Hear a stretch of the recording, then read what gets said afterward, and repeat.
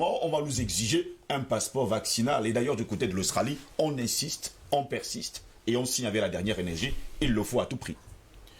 Bienvenue dans le retour à la pensée unique. C'est exactement ce que le président Banakani est en train d'expliquer. Et c'est factuel. Il suffit de regarder le cours des événements. Il suffit d'avoir une lecture de ces événements-là depuis toujours aujourd'hui. Nous sommes en train de rentrer dans la pensée unique. L'hégémonie et l'impérialisme des plus puissants, qui en réalité ne constituent qu'un groupuscule de puissants visibles et invisibles qui veulent imposer leurs lois. Retour à la pensée unique, quand on se rend compte des agissements et de la manière dont les choses sont en train de se programmer et de se faire sous nos yeux. Et souvent, de façon... On regarde souvent ça pour beaucoup malheureusement d'Africains, puisque ici, ce qui nous intéresse ici, c'est l'Afrique. Beaucoup d'Africains regardent ça de façon assez naïve et c'est ça qui est affligeant. Quand vous vous rendez compte que aujourd'hui, des chefs d'État, pour parler du président américain actuel, oui, le président sortant, des chefs d'État sont sanctionnés par des médias. Alors que Facebook, Twitter décident de sanctionner Donald Trump et de fermer son compte. Il est encore président jusqu'au 20 janvier. Hein. Il est encore président, c'est pour ça que je dis président sortant. Il est encore président. Un président en exercice dont on décide de fermer son compte Facebook, privées, Twitter et tout ce qui va avec. De médias décident de fermer leur compte. Le compte d'un président de la République en exercice. Qu'on l'aime, qu'on ne l'aime pas, ce qu'il faut retenir et ce qu'il faut lire entre les lignes. Parce que malheureusement... J'insiste sur les Africains parce que c'est les Africains qui nous intéressent. On est encore un peu dans l'émotion. On est encore trop souvent dans l'émotion.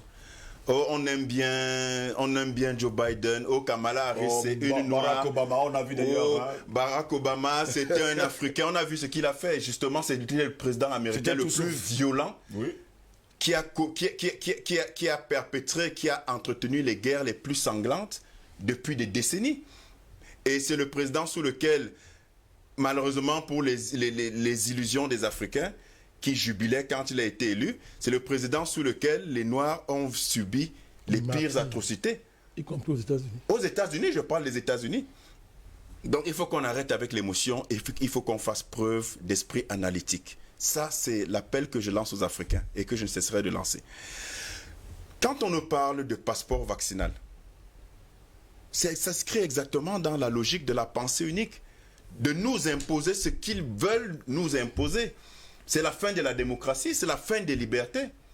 C'est l'orientation vers ce qu'on décide pour vous, on pense pour vous et sans on vous l'impose. demander. Sans vous le demander, c'est exactement ce dans quoi on est en train de s'inscrire. Comment on peut parler de passeport vaccinal quand ce vaccin est en réalité une supercherie internationale, une escroquerie à ciel ouvert? Vous avez entendu parler d'Alain Fischer.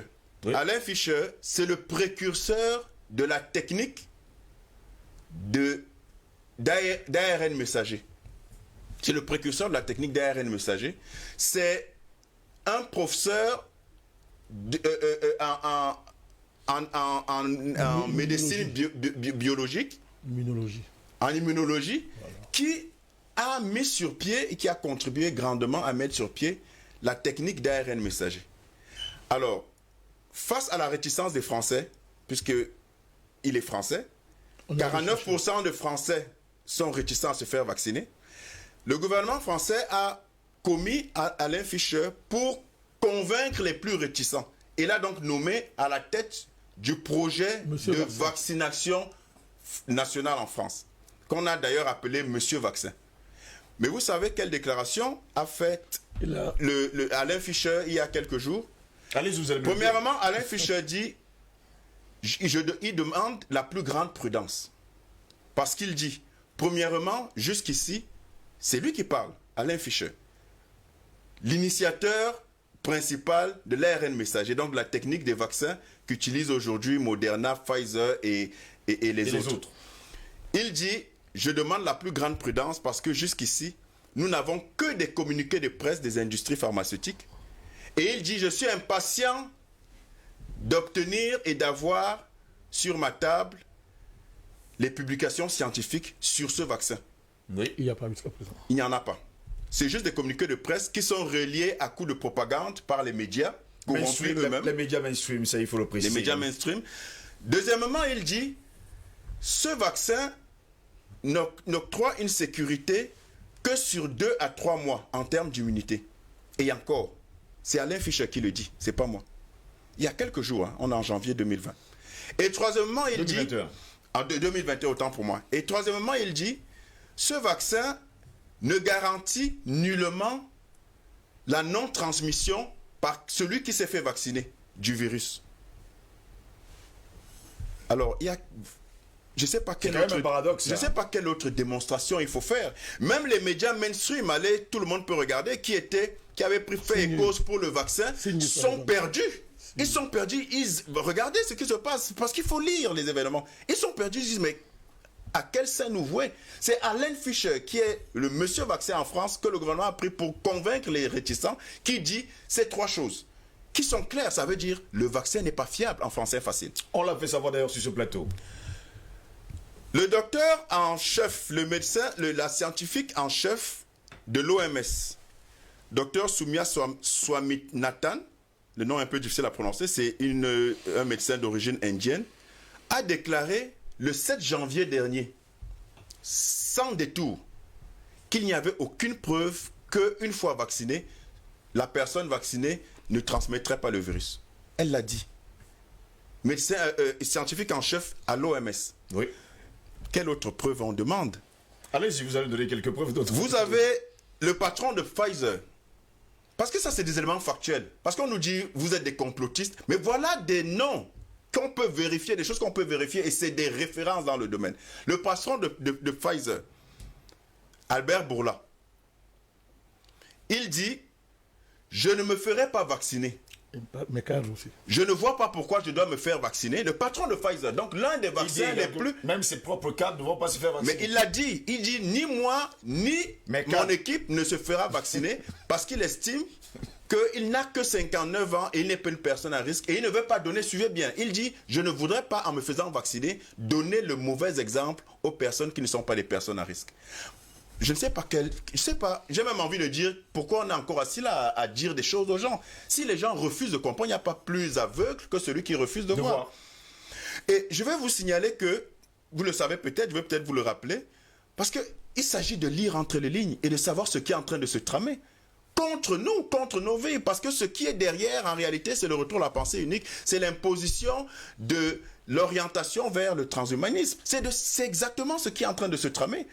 L'homme augmenté, les nanotechnologies, le contrôle total qu'est en train de nous dessiner le nouvel ordre mondial et tous ses apôtres que sont Elon Musk, qui est désormais première puissance financière mondiale. Vous savez qu'il est désormais numéro 1. Elon Musk, allez savoir, c'est lui qui réfléchit sur l'homme augmenté qui va dépasser la machine en termes de capacité mentale.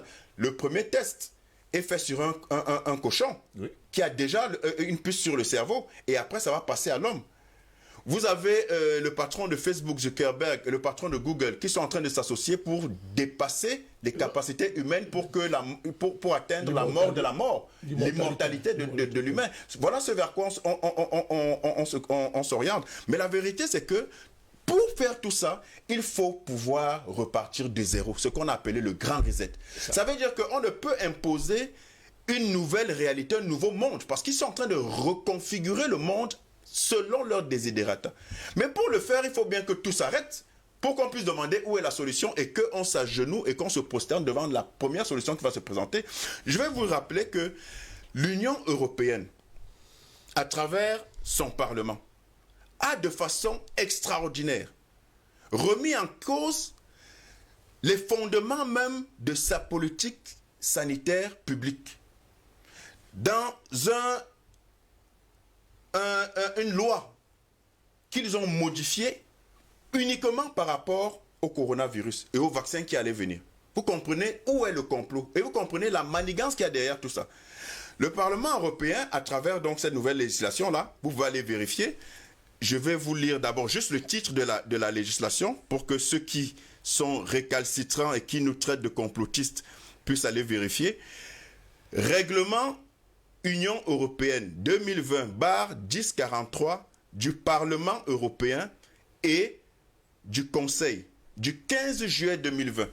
Ils ont exceptionnellement, de façon extraordinaire, de façon précipitée, contre toute attente, modifié les lois et règlements du Parlement européen pour permettre ce qui n'était pas permis à l'époque, qui n'avait jamais été permis, qui n'avait même pas été pensé, c'est l'application expérimentale des OGM, organismes génétiquement modifiés. Sur l'humain.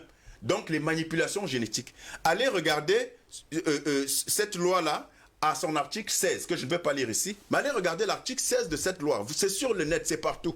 Il faut nous lire ça hein, pour nous. Je vais vous lire ça, avec votre permission. Lisez-nous ça s'il vous plaît. Avec votre permission, je vais donc lire ça.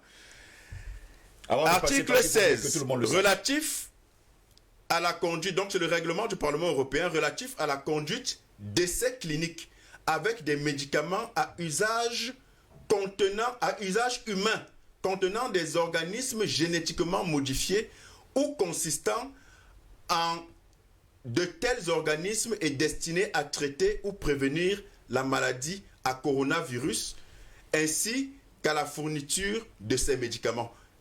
C'est quelques lignes, 3-4 lignes, je vous le lis. Article 16, il y a plusieurs articles, mais l'article 16 nous intéresse particulièrement.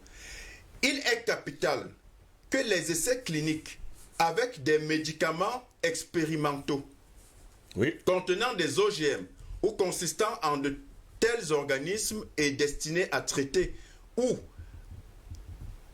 à prévenir la COVID-19 puissent être menés au sein de l'Union européenne, qu'ils puissent commencer le plus rapidement possible et qu'ils ne soient pas retardés en raison de la complexité des procédures nationales mises en place par les États membres en application des directives 2001/18/CE et 2009/41/CE.